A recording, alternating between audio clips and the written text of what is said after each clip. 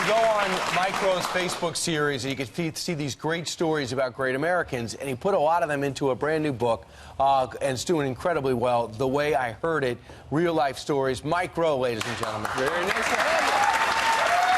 Mike, thank you so much for being here. It is Veterans Day, and I know that every veteran has impacted your life, but there's one in particular that's really made a big difference in your life. Tell us about it. Well, there's so many, but just standing backstage and talking to some of the folks here, I was reminded of my friend Travis Mills, who some of you must know of Travis, but I ran into him at a convention about 8-9 years ago. I was having one of those days where I gave a speech here and I had to get to the other side, like 100,000 people in between us. So my handlers, right, are like running me through, and somebody comes up and says, hey, somebody really wants to say hello. And I said, great, bring him up. I don't have time to stop. And they said it'd be easier if you went to him. And I said, what, are his legs broken? And they're like, something like that.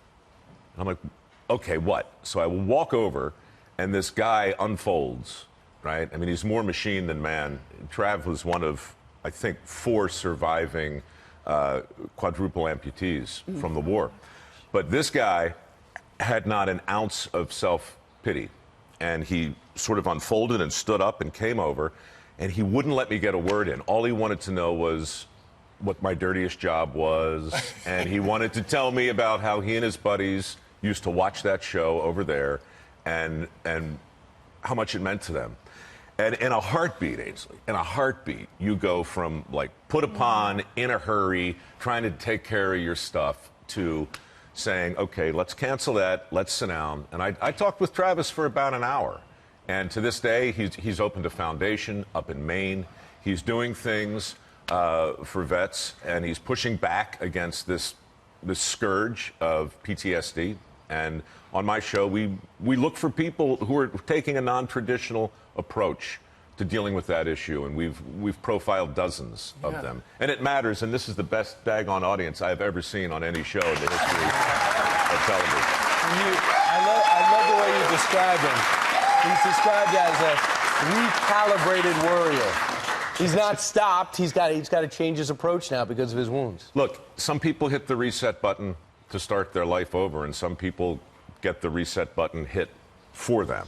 And that was Travis. And he just simply refused to quit. In fact, his book is called Never Quit, and he doesn't. And look, you can be inspired by that no matter who you are, no matter how you vote, no matter what you think. It's only the essence of humanity. Mm-hmm.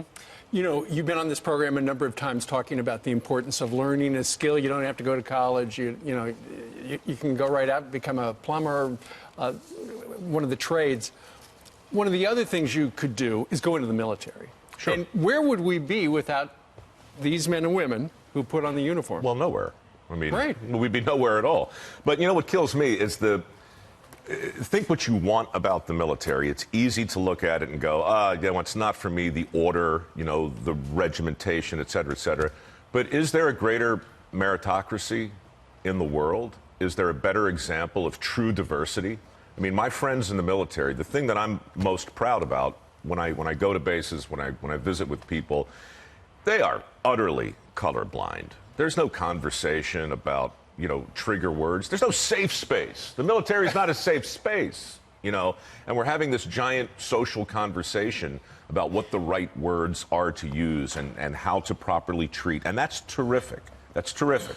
But in the military, there's a different set of rules. Right. And there's a different reality. And there's just a different commonality. There's really nothing new to say. Shakespeare got it right? We few, we happy few. We band of brothers, right? Mm-hmm. That's real. And whenever you find a band of brothers mentality in the real world that's not in the military, right, it's exciting. And that's why I love doing Dirty Jobs. The people we profiled on that show, they knew something, by and large, that a big part of our society has either forgotten or become disconnected from. You see that with these men and women.